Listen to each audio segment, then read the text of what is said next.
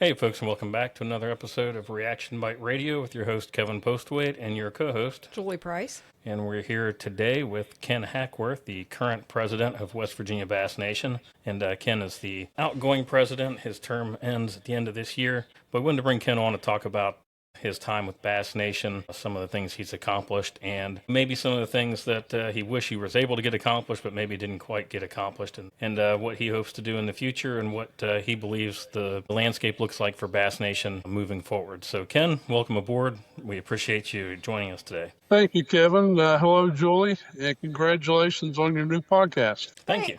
We're excited. I am too. I look forward to great things from you on this and excited about future episodes. Ken, you've been involved in Bass Nation for how long now? 17 years. And yeah, I take that back. I've been on the board for 17 years. I've been a member of Bass Nation West Virginia since 2007. And then I first became a board member in January of 2009. And walk us through the positions you've had on the Bass Nation board, because you're one of the members that's kind of been around in several different capacities. Yeah. In 2009, I was elected, then was elected for 3 terms of 2 years each. So I was 2009, 10, 11, 12, 13, and 14. And then I was Western delegate, elected to 1 term as Western delegate, 2015 and 2016. Then 1 year, half of a term as vice president. Then I was elected president in 2018 and was elected to 4 2-year terms. So that totals me out in 17 years. Yeah, that's a long time. Quite a bit. Seen a lot of the changes in the time I've been a board member. We've progressed every year, and I'm thankful for that. We've grown. Change has been good. Life has constant change, and the changes we've had that have improved the organization got us to where we're at today. So you mentioned change. What do you think is the biggest positive change from the time you started with Bass Nation, not necessarily as president, just all along till now? What do you see as like the biggest organizational positive change? I would have to say 2 things. First is our tournament across the board, whether it's adult, youth, college, high school. Our tournaments, the processes we've had, the procedures that we have in place. We have very well-run tournaments. We started out in 2007 weighing bass on the back of someone's tailgate. And so we've been able to progress to where we're at now. We're one of the few states that have a live release trailer and that have a tournament trailer. And we lead the nation consistently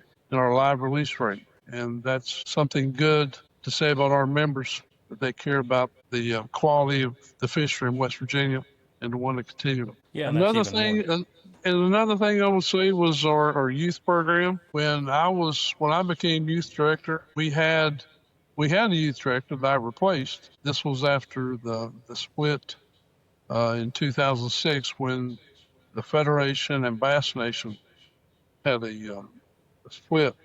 The youth program wasn't very robust then, and we were able to recruit and have some very good youth in our program that made our program and made me as the youth director look very good. But it was all dependent upon, it was all due to the quality of youth that we had. So those are 2 big things that have increased, especially our tournament procedures and policies. What do you think's been your greatest accomplishment as president? My greatest accomplishment as president, I'm proud of the fact that there is no, in West Virginia Bass Nation, there is no me, that I am the one who gets things done. I consider myself as the guy who's running the trolling motor. I'm not the guy who's running the big motor. It's not anything that I individually have been able to accomplish. We've had some really good board members who put the organization above their own interests, and that's what helped us get to where we're at today. The organization is bigger than any one person. I am proud of the fact that, again, with our youth program, when I was youth director, I'm proud of the fact that we led the nation.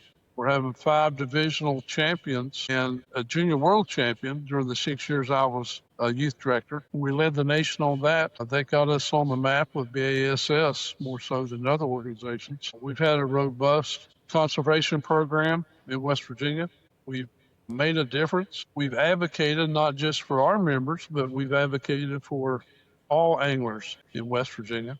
And we publicize that fact that what we do benefits all anglers and not just our members. There's a lot of things we've been able to put technology, add technology to our processes, whether it's with registrations, with dues paying. We created social media. I didn't know anything at all about Facebook when I started our Facebook page. I was youth director then. I knew absolutely nothing about it. But we've grown into, I think, the number one Facebook page among state Bass Nation organizations. And that's how we communicate to our members, how we communicate to the public, how we get the word out, how we publicize our sponsors, one of the big ways. But again, I don't think there's anything that I can take full credit for. It's been a joint effort. It's been a team effort through our board and with the support of our members. And I guess that's probably what I'm most proud about is the support we've been able to garner over the years. Yeah, and what do you think sets Bass Nation apart from some of the other organizations as far as what Bass Nation has to offer versus maybe some of the other organizations out there?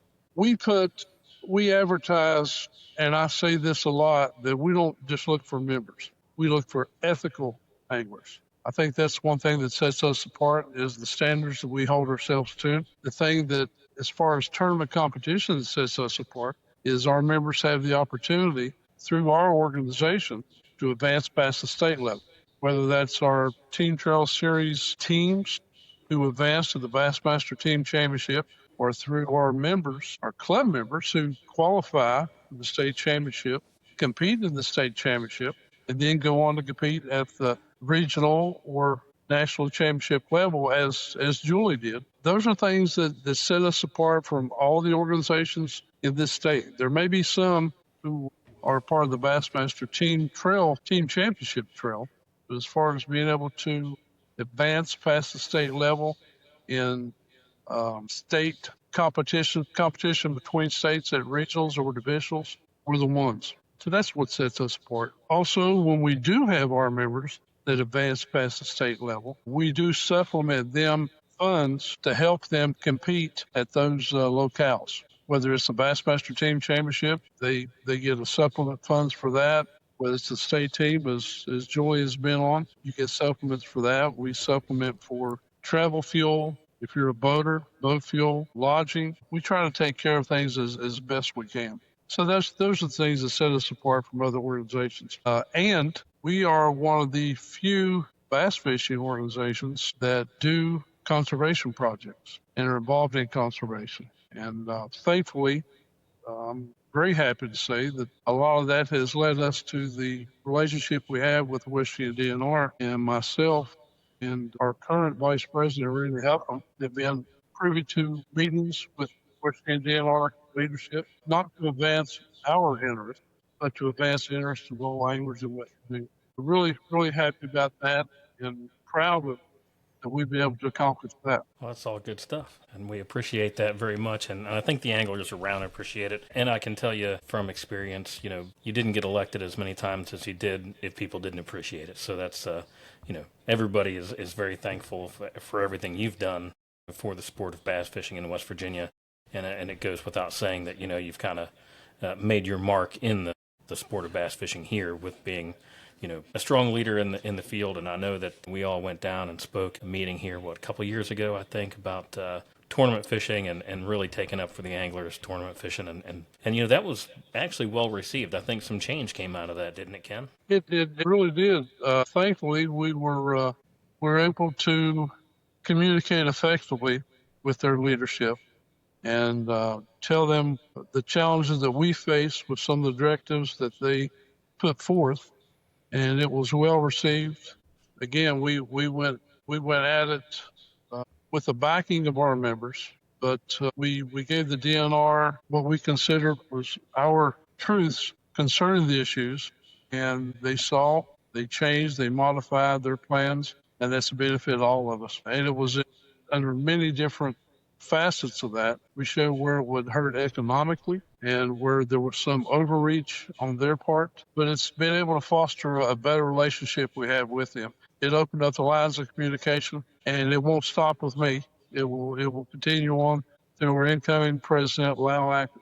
Yeah, we appreciate that very much, and I know that I had an opportunity to speak at that, and I do appreciate the DNR listening to some of the things we had to say. They didn't necessarily listen to all of it, but they acted on what I think they could without you know causing some major overhauls and some of the things they need to do, which I still think they probably need to do, but take it one bite at a time and see what we can do. It's Because definitely bass true. fishing does have an economic effect, and I think your presidency has shown that, right? I mean, we've done tournaments at some of the same places for several years, and they talk about the economic impact of bass fishing. But yes, 100%. We always, for years, we had a 2-day tournament out of Powelltown Park in Fairmont that was sponsored by the Marion County Commission. And the Marion County Commission could tell when we were in town just by their tax receipts they received for that period for lodging, for restaurant monies brought in, for stores, groceries, gas stations.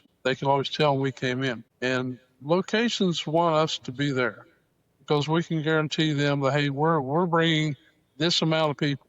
I don't care if it's 35 degrees or whether it's 100 degrees. We're coming. We're going to have a bunch of guys with us, and we're going to be spending some money.